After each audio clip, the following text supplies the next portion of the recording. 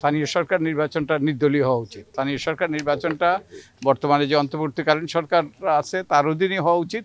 সকল স্থানীয় সরকার নির্বাচিত প্রতিনিধি এবং সংসদ সদস্যদের ভোটে যেন রাষ্ট্রপতি নির্বাচিত হন। আমরা এখানে একদল স্থানীয় সরকার প্রতিনিধির সাথে আলাপ করেছি। সিটি কর্পোরেশনের মেয়র থেকে শুরু করে পৌরসভার মেয়র, ইউনিয়ন পরিষদের সাবেক চেয়ারম্যান, তারপরে ওই যে উপজেলা চেয়ারম্যান এবং ভাইস চেয়ারম্যান এবং সর্বস্তরেরই প্রতিনিধিরা এখানে ছিলেন। পুরুষ ছিলেন, নারী ছিলেন এবং সর্বস্তরের প্রতিনিধিরা ছিলেন। যারা এখানে ছিলেন তারা অনেক বছর থেকে স্থানীয় সরকারের সাথে যুক্ত ছিলেন এবং স্থানীয় সরকারের সব কিছু তারা ওই যে সরাসরি থেকে ওই যে A to Z সব কিছুই তারা জানেন।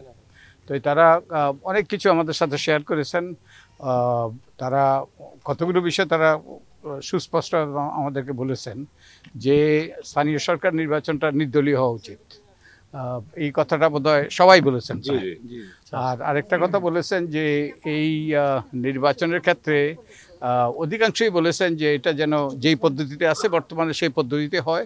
এটা যেন এই যে সংসদীয় পদ্ধতির কথা অনেকে বলছে সেটার বিপক্ষেই অধিকাংশ ছিলেন। এবং শুধু তাই নয়, তারা নারীদের ব্যাপারে কেউ কেউ বলেছেন নারী প্রতিনিধিত্বটা অর্থবহ করতে হবে এবং এই জন্য কেউ কেউ ঘূর্ণায়মান পদ্ধতিতে ভারতের পঞ্চায়েতে যেরকম পদ্ধতি সেই পদ্ধতির কথা বলেছেন। বছর শেষের খুশি নগদে হবে বেশি। নগদ পেমেন্টে নির্দিষ্ট ক্যাটাগরির কেনাকাটায় ৩০০ টাকা পর্যন্ত ক্যাশব্যাক। এবং একই সাথে তারা রাষ্ট্রপতির নির্বাচন কথা বলেছেন।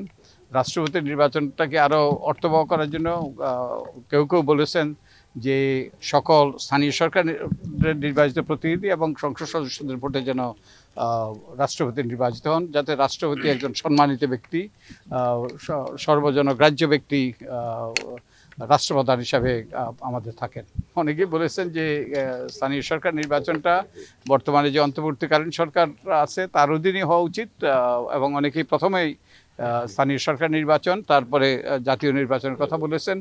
তারপরে এবং একই সাথে তারা আরেকটা কথা বলেছেন যে সবসময় আমাদের সব নির্বাচন যেন তত্ত্বাবধায়ক সরকার হয় ভবিষ্যতে, তত্ত্বাবধায়ক সরকারের অধীনে হয়।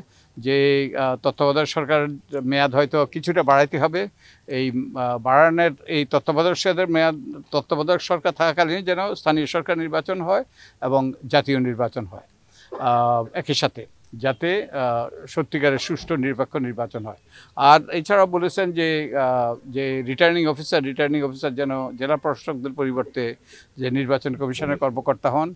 আর তারা এই যে আরেকটা কথা তারা বলেছেন, তারা অসন্তুষ্ট যে তাদেরকে ওই পদচ্যুত করা হয়েছে, তাদেরকে বাতিল করা হয়েছে। প্রায় সবাই অসন্তুষ্ট, কিন্তু তারা চান একটা নির্বাচিত প্রতিনিধির মাধ্যমে সত্যিকারের স্থানীয় সরকার প্রতিষ্ঠান গড়ে উঠুক।